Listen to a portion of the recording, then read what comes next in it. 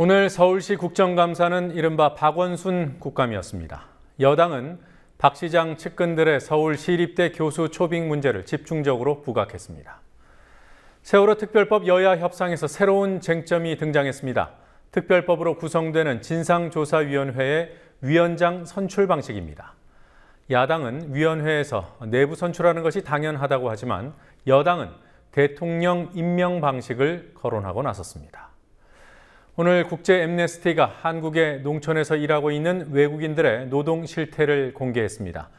뉴스K는 이와 별도로 농촌 이주 노동자가 폭행을 당하는 현장 영상과 성추행을 당했다는 육성 증언을 입수했습니다. 역대 대통령 중 해외 순방을 가장 좋아하는 대통령, 박근혜 대통령으로 나타났습니다. 반면 청와대가 선전해온 세일즈 외교의 성과는 미미한 것으로 나타났습니다. 박근혜 정부 2년 동안 불심 검문과 집회 참가자에 대한 연행이 크게 늘었습니다. 2013년 연행자 수는 2012년의 6배였고 올해도 비슷한 수준이었습니다. 최근 산케이신문 전 서울지국장 기소와 사이버 검열 문제로 한국 정부가 국제적인 비판에 직면했습니다. 박근혜 대통령이 이런 상황을 미리 한 달 전 이른바 모독 발언을 할 때 기가 막힐 정도로 예언했다는 사실을 뉴스혹에서 보도합니다. 10월 20일 월요일 뉴스K 잠시 후에 시작하겠습니다.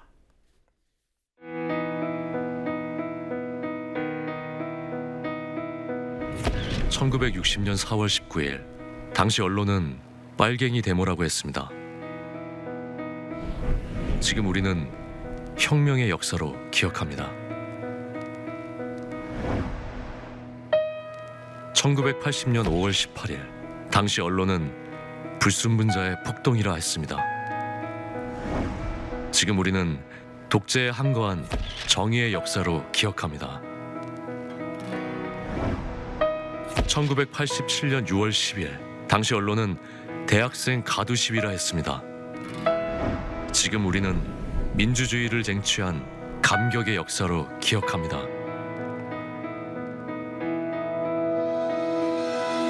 백 없고 돈 없는 노동자, 서민, 학생들이 스스로 타올라 역사를 만들었습니다. 현실은 다시 타오를 것을 요구하고 있습니다. 아니, 이미 타오르고 있습니다.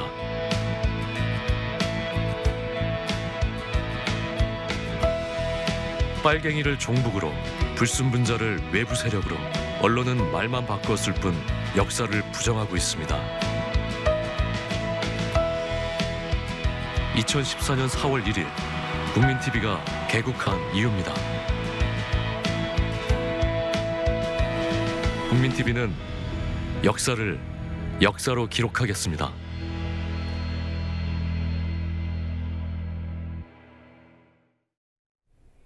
판교 테크노밸리 환풍구 붕괴 사고가 일어나자 국정감사의 화두는 다시 안전으로 돌아갔습니다. 국토교통위원회의 서울시 감사에서 환풍구와 공연장의 안전 문제가 주된 관심사였습니다. 그러나 일부 여당 의원들은 야권의 주요 대선 주자인 박원순 서울시장을 정치적으로 흠집내기 위해 애쓰는 모습도 보였습니다. 안전행정위원회 국감에서는 광화문 주변 집회를 금지한 건수가 올 상반기에 급증했고 경찰의 불심 검문과 집회 참가자 연행도 박근혜 정부 들어서 크게 늘었다는 통계가 공개됐습니다. 국토위 국감이 있었던 서울시청의 중계카메라 나가 있습니다. 곽보아 PD. 네, 서울시를 대상으로 한 오늘 국정감사. 지난주 판교 사고 때문에 안전이 화두였더군요. 어떤 쟁점들이 있었습니까? 네, 여야 의원들은 환풍구 문제나 공연장 안전 문제 등을 집중적으로 질문했습니다. 이장우 새누리당 의원은 서울시에 있는 아파트나 공연장, 개인주택의 환풍구에 대한 통계는 없다며 안전을 강조하면서도 그런 통계를 확보하지 못한 건 박원순 시장이 안전에 관심이 없음을 보여준다고 말했습니다. 이윤석 민주연합 의원도 판교 사고에 따른 국민 불안을 언급하며 환풍구와 실내 공연장의 안전점검을 철저히 해야 한다고 말했습니다. 또 제2롯데월드 인근 지역의 싱크홀 현상에 대해선 낡은 하수관과 연계된 문제라는 지적이 나오면서 관련 대책을 마련하라는 요구도 잇따랐습니다. 박원순 시장은 시내 하수관의 48.4%가 30년 이상 된 노후 하수관이라며 최선을 다하곤 있지만 예산이 절대적으로 부족해 중앙정부에 요청하고 있는 상황이라고 말했습니다. 환풍구 붕괴와 관련해 남경필 경기지사의 문제를 지적하는 목소리는 국감장에서 특별히 나오진 않았습니다. 국회 안행위는 모레 경기도 국감에서 남지사와 이재명 성남시장 등을 불러 현안 보고를 받기로 했습니다. 그리고 오늘 국감에서 서울시 공무원들이 서울시립대 초빙교수로 특혜 채용된 문제에 대한 논란이 있었죠. 박원순 시장이 어떤 해명을 하던가요? 네, 박원순 시장은 서울시립대 초빙교수 인사는 19명으로 구성된 인사위원회에서 결정한다며 특혜 의혹을 부인했습니다. 그러면서 박 시장은 경험이 풍부한 공무원들이 현장 경험을 대학에서 강의하는 건 나쁘지 않다고 본다고 덧붙였습니다. 국토위 소속 이노근 새누리당 의원은 최근 시립대 초빙 교수에 채용됐다가 그만둔 4명 가운데는 서울시 정무부시장 출신 2명과 정당 지구당 위원장을 했던 사람 등이 있었다는 문제를 제기하며 정당하게 채용했다면서 왜 그만뒀나? 국감을 앞두고 논란을 우려해 최근 초빙 교수직을 줄사퇴한 게 아닌가라며 특혜 채용 의혹을 제기했습니다. 이장우 새누리당 의원도 박 시장 취임 후 서울시 공무원 출신 시립대 교수가 13명이나 된다며 특혜 의혹을 제기했습니다. 네. 그리고 지난주 안행이 서울시 대선 국감에서도 그랬지만요. 오늘 국토위의 서울시 국정감사에서도 박원순 시장에 대한 여당 의원들의 공세가 상당히 세더군요. 국토위 담당 영역과는 관련이 없는 내용도 일부 있던 것 같은데요. 어땠습니까? 네, 맞습니다. 새누리당 의원들은 친환경 급식 비리 논란, 시청 공간 방호견 문제, 시장 임기 문제 등 국토위 업무와는 거리가 먼 주제들로 박원순 시장에게 공세를 폈습니다. 특히 이노근 새누리당 의원은 박 시장이 선물로 받아 서울대공원으로 옮긴 진돗개 3마리가 서울시 재산으로 등록되지 않은 문제를 추궁했습니다. 박 시장은 처음부터 자신이 아닌 시의 소유물로 결정했지만 동물을 소유물로 등록할 수 없는 법령상의 문제 때문에 관리하는 공무원 명의로 등록했다고 답했습니다. 이런 답변이 나오자 이노근 의원은 개 혈통 문제를 제기하는 등 쟁점이 아닌 대목에서 목소리를 높였습니다. 직접 들어보시겠습니다. 개가 정식으로 진돗개냐 혈통 증서 있습니까? 없잖아요. 혈통 증서 없는 걸 시민들한테 진돗개라고 그렇게 합니까? 그러니까 문제가 생기니까 동물을 보냈죠. 동물원에서도 지금 진돗개가 3마리인가 있을 겁니다. 정식 진돗개가. 근데 이것도 대장에 이건 진돗개인지 아닌지 몰라가지고 그냥 진돗개로 분류해놨는데 거기에서 진돗개라고 볼 수가 없다는 겁니다. 그럼 시민들한테 거짓말하는 거 아닙니까? 품종이나 혈통이 있는 것만 이렇게 써야 된다는 법은 없지 않습니까? 그냥 공무기관이기 때문에 그렇죠. 동물원을 보내려면 누가 일반 잡견을 보러 갑니까? 말도 안 되는 얘기를 하시고 그래. 지금 어린이 대공원에는요. 일반인의 전시뿐만 아니라 어린이와 소외계층을 대상으로 먹이주기라든지 만져보기 이런 동물 매개 활동 프로그램을 운영하고 있어서 혈통서가 있는 순종의 동물만 전시하고 있는 것은 아니라는 아니 그러면 진돗개라고 하지 마셔야죠. 네. 그건 말도 안 돼. 그리고 또 하나 시간 때문에요. 제가 언제 그걸 진돗개 순종이다 혈통이 있는 것이다 이렇게 얘기한 적 없습니다. 진돗개라고 믿는 것이지. 김태현 의원도 시가 진돗개 사육비로 3년간 2,400만 원을 쓴 일을 언급하는 와중에 박 시장이 과거 NGO 단체 상임이사를 맡아온 이력을 들어 남의 돈 받고 협찬받고 쓰다 보니 공과 사를 구분을 못하는데 시정을 어떻게 이끌어갈 것이냐고 비난했습니다. 이완영 의원은 박 시장이 고위직 보좌 인력을 임기 초보다 30% 넘게 늘려 정책에 개입하게 하고 월급도 많이 주고 있다며 행정가냐 정치가냐 시장 임기는 다 마칠 것이냐며 몰아붙였습니다. 네, 안전행정위원회 국정감사 얘기를 해보죠. 과도한 집회 단속에 대한 문제 제기가 있었어요. 어느 정도였습니까? 네, 올 상반기 광화문 주변 집회와 시위에 대한 금지 통고가 작년 1년 동안에 비해 3배는 는 것으로 나타나 경찰이 신고제인 집회와 시위를 과도하게 제한하고 있다는 지적이 나왔습니다. 박남춘 민주연합위원은 종로경찰서에서 제출받은 집회 시위 금지 통고 현황을 분석한 결과 작년에는 3,102건의 광화문 주변 집회 시위 신고에 대해 47건의 금지 통보를 내린 반면 올해 상반기까지는 2,815건의 집회 시위 신고 중 151건을 금지했다는 통계를 제시했습니다. 박 의원은 정부 비판을 묵살하겠다는 것과 다름없다고 비판했습니다. 또 박근혜 정부 2년 동안 경찰의 불신 검문이 크게 증가한 사실도 드러났습니다. 박 의원은 2012년 1월부터 9월까지 6,086건이던 종로경찰서의 불신 검문은 박근혜 정부 첫 해인 2013년 8,066건으로 늘었다가 올해 32,029건으로 크게 늘었다는 통계를 공개했습니다. 집회 시위 참가자에 대한 체포도 박근혜 정부 첫 해인 작년 한 해 동안 전년 대비 6배 증가한 839명이 연행됐고 올해 역시 7월 기준으로 508명이 연행돼 경찰이 집회 시위에 과도한 공권력을 집행한다는 비판도 있었습니다. 시민의 경찰임을 강조한 구은수 서울경찰청장은 이 문제에 대해선 아무런 반박도 하지 않았습니다. 자, 어제 파주 비무장지대에서 남북 간 총격전이 있지 않았습니까? 그래도 정부는 남북 고위급 접촉하겠다는 입장인가요? 네, 주철기 청와대 외교안보수석이 고위급 접촉을 예정대로 추진하겠다는 입장을 어제 밝혔고 현재까지는 그 입장을 바꾼다는 얘기는 없습니다. 그렇지만 2차 고위급 접촉을 오는 30일 열자는 남측의 제의에 북한은 오늘까지 8일째 답을 하지 않고 있습니다. 한편으로 북측 함정의 NLL 남하, 전단 살포에 따른 남북의 총격전에 이어 어제 파주 비무장지대 총격전까지 군사적 긴장은 높아지고 있습니다.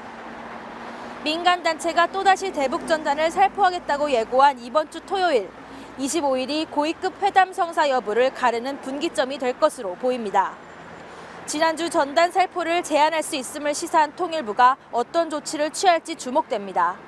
지금까지 서울시청에서 국민TV 뉴스 박보아입니다. 세월호 특별법 협상을 위한 여야 태스크포스 팀이 본격적인 협상에 들어갔지만 추후 논의키로 했던 유가족 참여라는 쟁점을 놓고 여전히 이견을 보였습니다. 하지만 새정치민주연합에서는 우윤근 원내대표에게 이와 관련한 보관이 있다는 공식 발언이 나왔습니다. 특별법으로 구성될 진상조사위원회 위원장 선출 문제도 새로 대두되고 있습니다. 야당은 조사위원들이 선출하자는 입장인 반면에 여당에서는 대통령 임명 방안이 나오고 있습니다. 취재 PD 연결해서 알아보겠습니다. 윤인아 PD. 네, 윤인아입니다. 네, 어제 여야의 세월호 특별법 TF가 처음 가동됐더군요. 협상의 성과가 어느 정도 있었습니까? 네, 어제 세월호 특별법 협상을 위한 TF가 첫 협상을 벌였지만 유가족 참여 여부를 놓고 여전한 입장 차이만 보이고 끝났습니다. 새누리당 주호영 정책위 의장과 정대수 의원, 민주연합 백재원 정책위 의장과 전해철 의원으로 구성된 특별법 TF가 어제 3시간가량 협상을 진행했는데요. 새누리당 주호영 의장은 기존의 사법체계에 예외를 두는 일에 선례를 두는 것은 신중할 필요가 있다며 유가족 참여에 반대 의사를 밝혔습니다. 반면 민주연합 백재원 의장은 유가족이 참여할 수 있도록 논의한다는 조건으로 미뤄왔는데 이제 미루는 것도 한계점에 다다랐다며 새누리당의 결단을 촉구했습니다. 민주연합 박완주 원내대변인은 오늘 브리핑을 통해 우윤근 원내대표가 특별법과 관련해 새로운 보관을 가지고 있는데 아직 공개할 수 없다고 말해 유가족 참여를 위한 새로운 방안을 제시할 수 있음을 시사했습니다. 박 대변인은 보관에 대해서는 아직 공개되지 않았다며 보관 공개가 TF 2차 협상이 예정된 오는 수요일이 될지 협상 막판이 될지는 모르겠다고 말했습니다. 이 밖에 특별법 협상에는 진상조사위 위원장 선임 문제도 남았습니다. 야당은 다수결로 위원장을 선출하자는 입장이지만 여당은 진상조사위 구성상 다수결이 불리하다고 판단하고 중립적인 인사 가운데 뽑거나 대통령이 임명하는 방안을 거론했습니다. 세월호 특별법과 함께 일괄 처리하기로 한 법안들이 있습니다. 정부조직법과 일명 유병헌법. 이 부분에 관한 협상은 어떻게 진행되고 있습니까?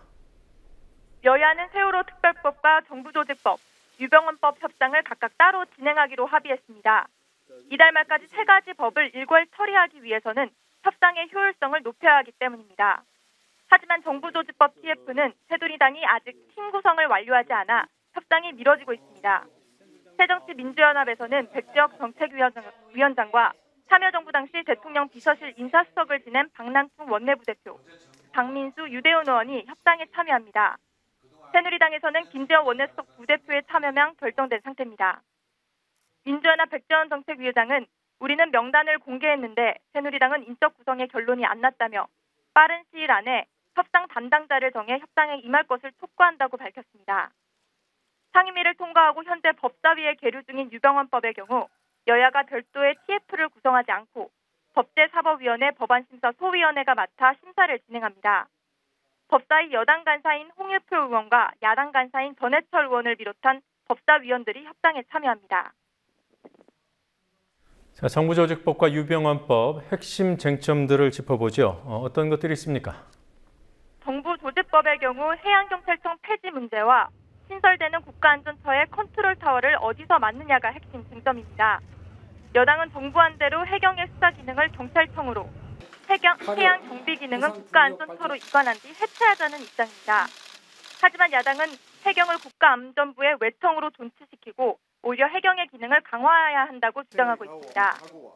새누리당 이병석 의원을 비롯한 일부 여당 의원들도 해경 존치 입장을 보이고 있어 정부안이 그대로 통과되기는 어려워 보입니다.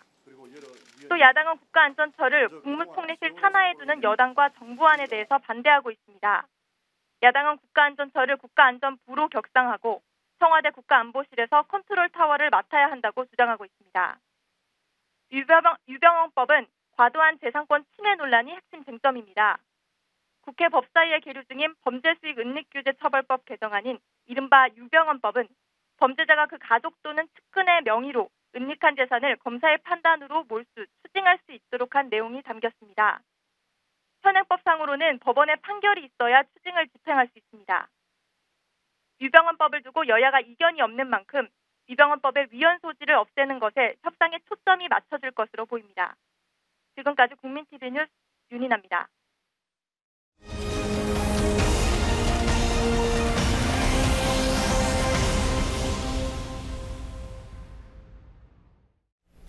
산업연수생 제도가 노동 착취에 악용된다는 지적에 따라 지난 2004년 도입된 제도, 고용허가제라고 있습니다. 하지만 실태는 크게 개선되지 않았습니다.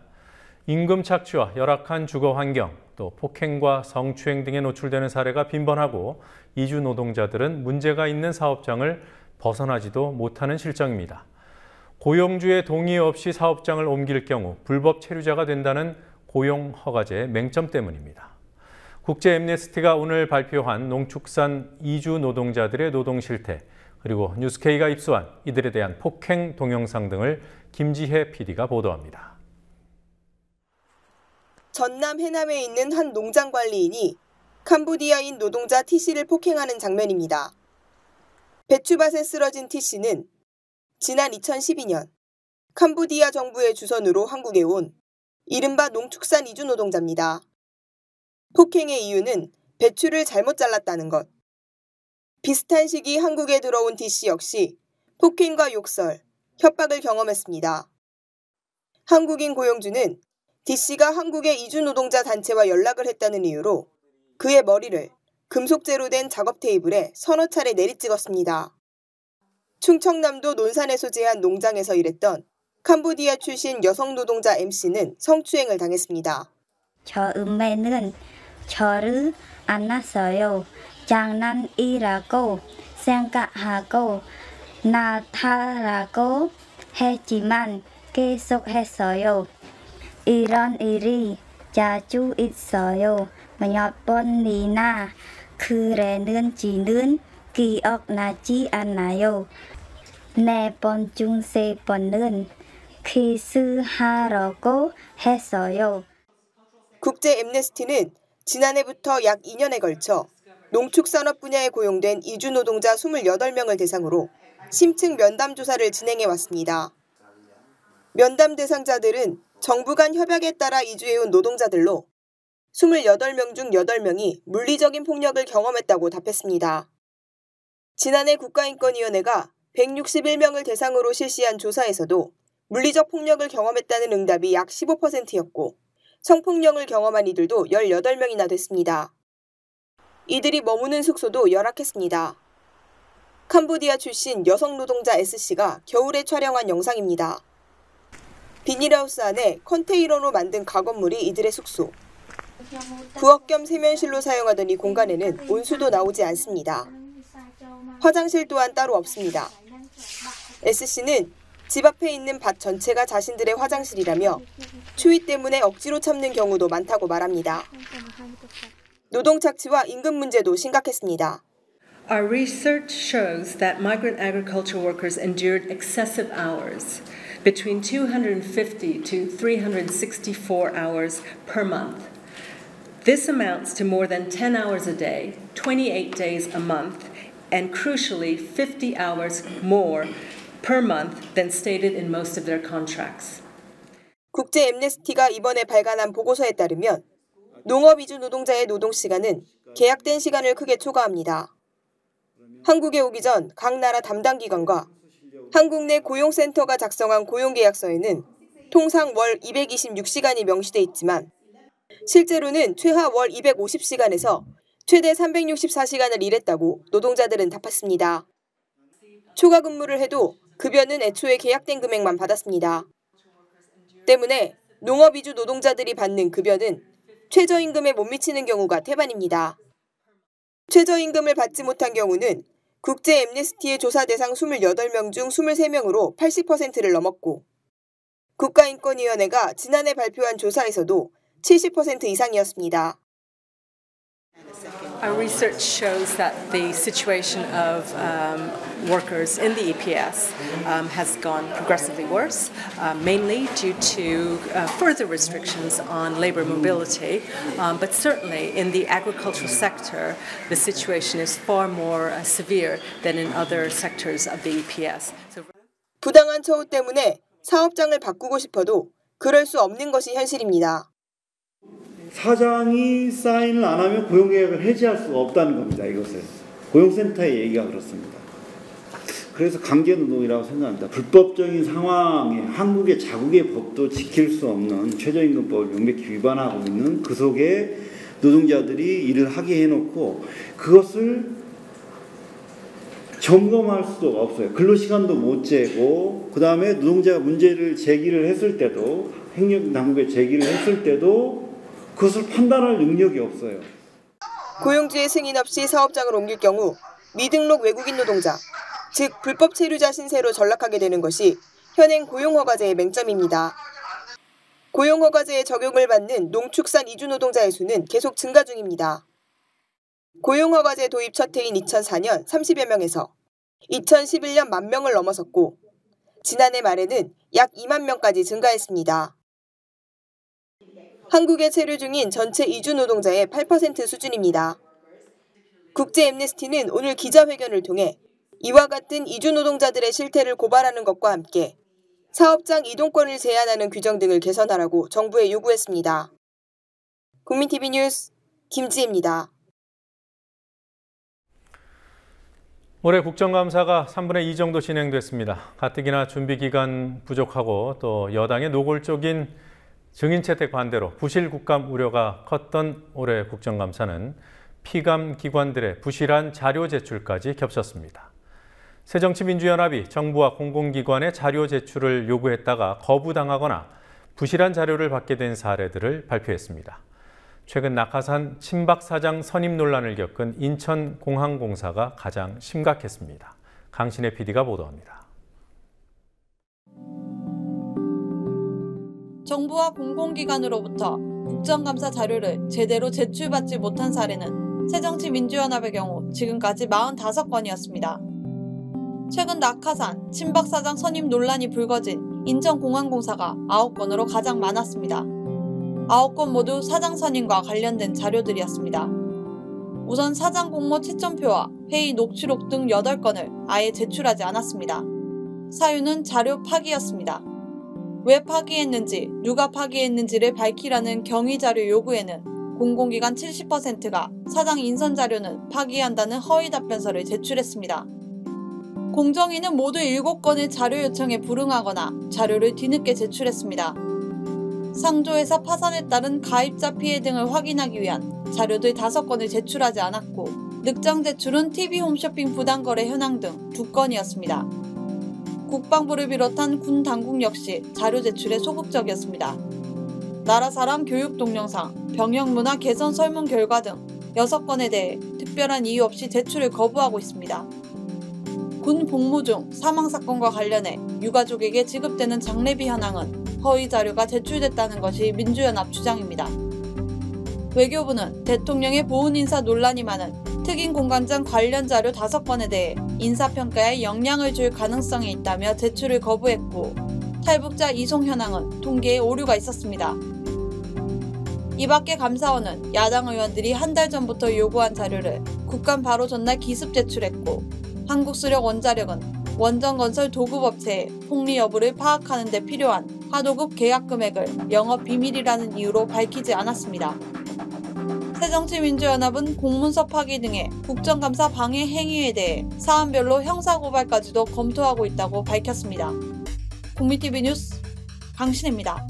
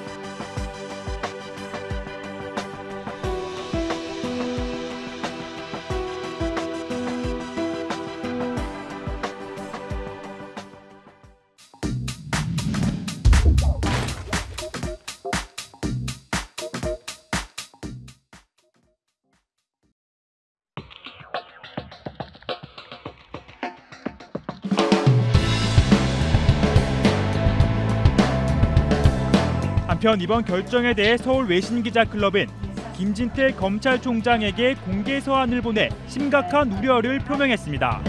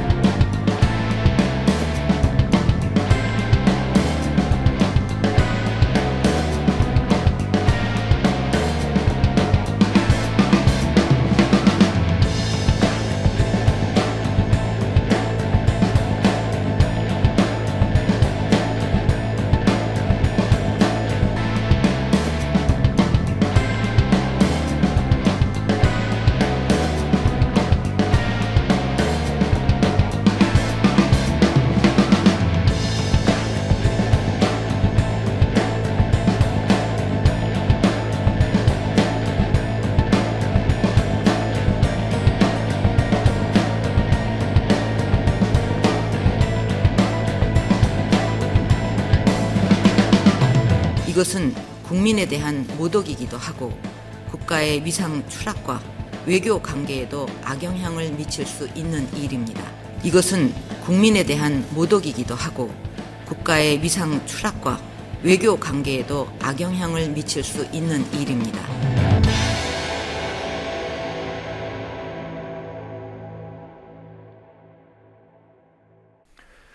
박근혜 정부의 세일즈 외교, 청와대가 성공적인 해외 자본의 투자 유치를 자랑했던 해외 순방의 성적표가 오늘 공개됐습니다.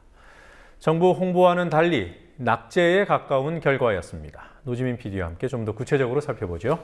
어서 오십시오. 안녕하십니까. 네, 박근혜 대통령의 세일즈 외교 성적이 어땠습니까? 네, 청와대는 그동안 박 대통령의 세일즈 외교로 수억 달러의 해외 자본을 유치해왔다고 홍보해왔는데요. 하지만 실제 성과는 그리 좋지 않았습니다. 네, 화면 보면서 좀 더 구체적으로 설명드리겠습니다. 네. 네, 지금 보시는 화면은 민주연합 홍영표 의원이 공개한 무역투자진흥공사의 자료를 분석한 결과입니다. 예. 먼저 청와대는 미국의 7개사에서 3억 8천만 달러의 투자를 이끌어냈다고 발표했는데요. 실제 유치액은 1%도 안 되는 8만 9천 달러였습니다.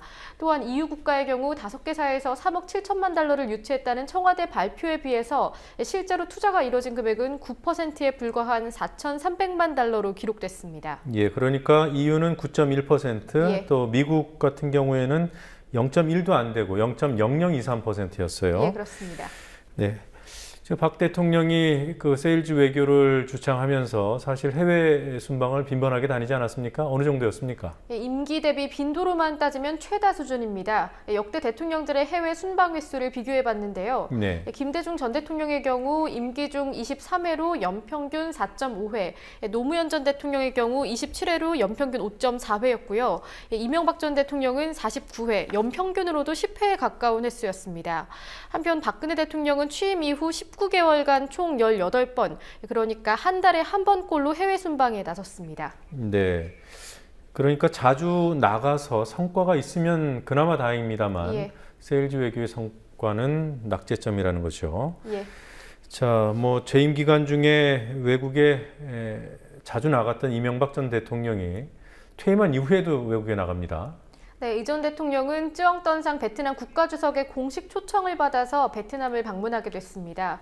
이번 방문엔 홍석우 전 지식경제부 장관, 한미숙 전 청와대 중소기업비서관, 박석환 전 외교부 차관이자 전 베트남 대사, 그리고 중소기업인 20여 명 등이 동행했습니다. 이 전 대통령과 방문단은 오늘부터 4박 5일간 양국 간 경제 문화 교류 방안을 논의하고 또 현지 교민들과의 간담회도 가질 예정입니다. 네, 뭐 취재 비용만 충분하면 동행 취재를 해보고 싶습니다. 예. 박 대통령에 대한 지지율이 몇 주째 하락세를 이어가고 있습니다. 어느 정도나 떨어졌습니까? 네, 여론조사 전문기관 리얼미터가 발표한 여론조사 결과 박 대통령의 국정수행 지지도가 3주 연속 하락세를 보였습니다. 박 대통령 국정수행을 잘한다고 평가한 응답률은 9월 마지막 주 50%대를 회복했다가 이번 달 들어서 하락세를 이어가더니 지난주 40%대로 떨어졌고요. 반면에 국정수행을 잘하지 못한다는 응답자는 꾸준히 상승하면서 점차 40%대 중반으로 가까워지고 있습니다. 네. 이렇게 하락하고 있는 주요한 원인 어떤 점이 거론되고 있습니까? 예, 리얼미터 측은 여권 내 개헌 관련 논란 그리고 남북 간 경색 국면이 부정적인 영향을 미쳤다고 분석했습니다. 또 하나 눈여겨볼 점은 지난 한 주간 대구 경북 50대 보수 성향, 그러니까 상대적으로 박 대통령을 지지해온 유권자들의 부정적인 평가가 늘었다는 점입니다. 같은 기간 새누리당에 대한 지지율 역시 하락세를 보였습니다. 네. 그리고 오늘 광화문에서 박근혜 대통령을 풍자하는 전단지가 대량으로 살포됐습니다. 예.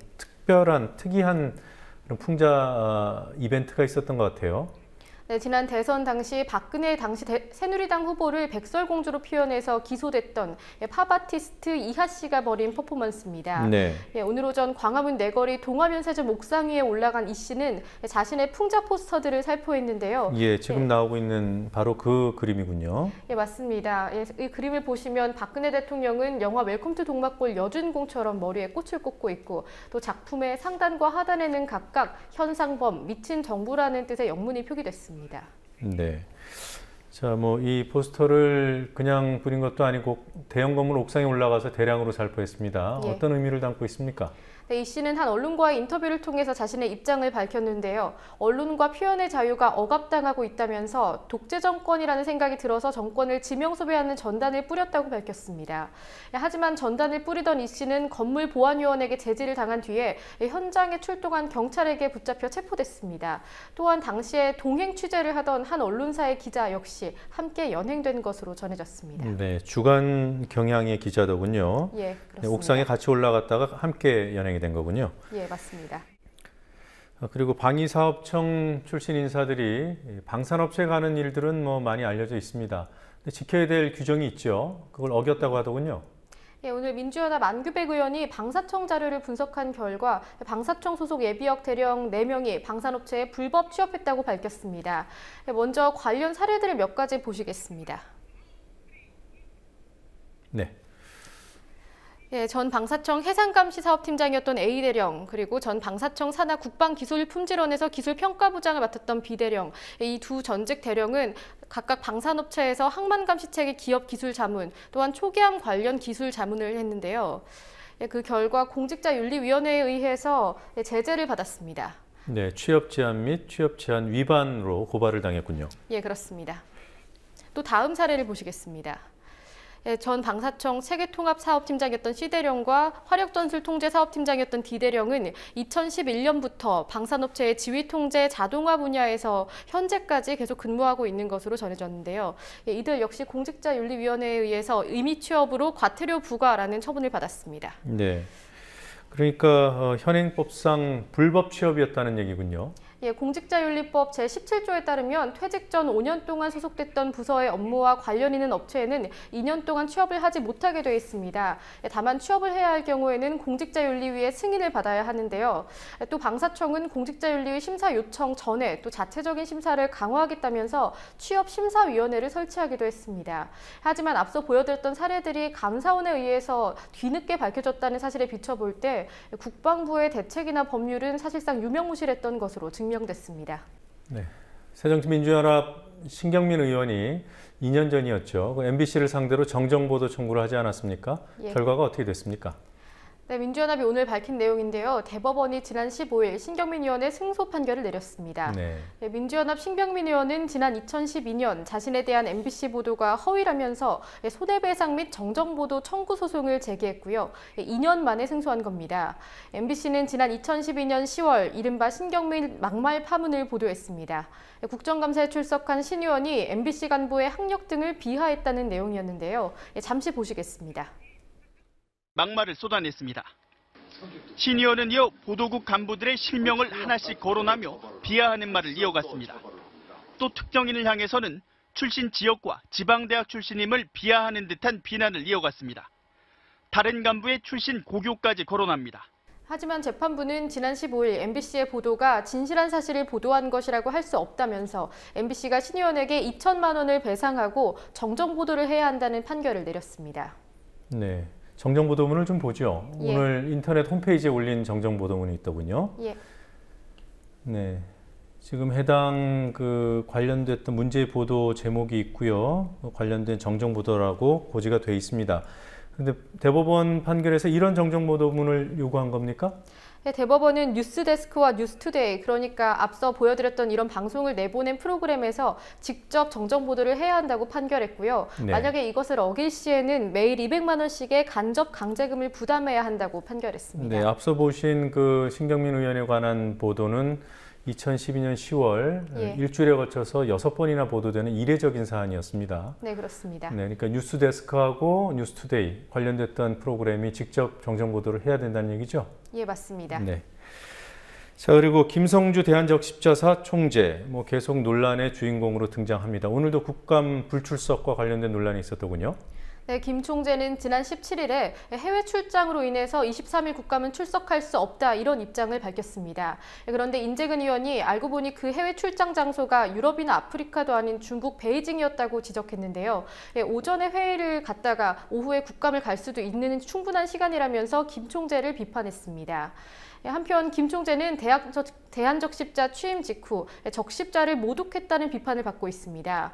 김 총재는 지난 16일 취임식 당시에 적십자 회비를 왜 안 냈냐는 기자들의 질문에 대해서 대한적십자가 그만큼 머릿속에서 잊혀진 봉사단체가 됐다라고 말하면서 총재로서의 자격이 있느냐, 이런 비판을 받고 있습니다.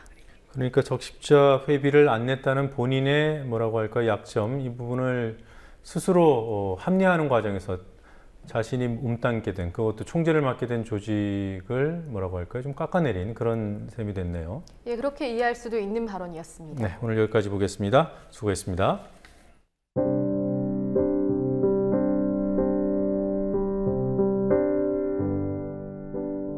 파주 비무장지대에서 남북 간의 총격전이 벌어졌다지요. 잠깐 남북 대화에 대한 기대를 해도 좋을까 싶더니 불통과 긴장의 자리로 되돌아갔습니다. 피차 냉전 분위기가 필요한 것인지도 모르지요. 적대적 공생 관계라더니 정말 그런가 봅니다.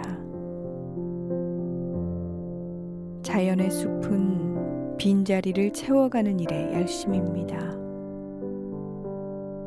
서로 당기는 듯, 서로 합의한 듯, 서로 사랑하여 끌리는 듯 빈자리를 채웁니다.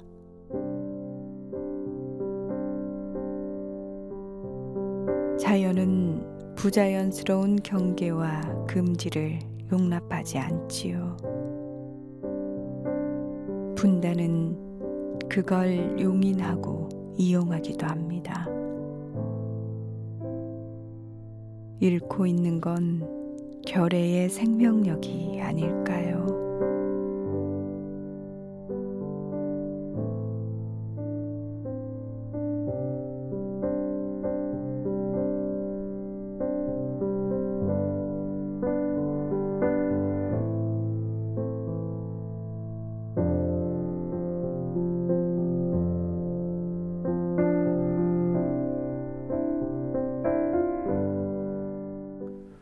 대기업의 이른바 갑질은 언론에서 주목하는 보도 대상입니다.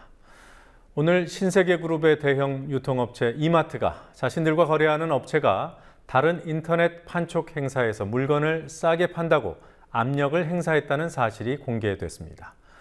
이마트의 한 간부가 카톡 문자 하나 보냈더니 몇 시간 만에 인터넷 판촉 행사 자체가 취소됐습니다. 이마트는 대한민국의 물가를 끌어내리겠다고 선전해왔습니다. 이 사실을 공개한 국회의원은 자신들보다 싸게 파는 곳을 없애는 게 이마트의 사업 전략이냐고 꼬집었습니다. 이 사안을 언론이 어떻게 보도할지 관심입니다. 이마트가 겨울 상품을 할인 판매한다는 기사 같지 않은 기사도 수십 건이 검색되지만 이 사안은 오늘 새벽 경향신문이 첫 보도를 한 이후 지금까지 단 몇 군데만 보도했습니다. 끝내 보도하지 않거나 잠깐 보도했다가 기사를 내린다면 신세계그룹이라는 광고주를 의식했다는 의심을 하셔도 좋습니다. 뉴스K 마치겠습니다. 내일 뵙겠습니다.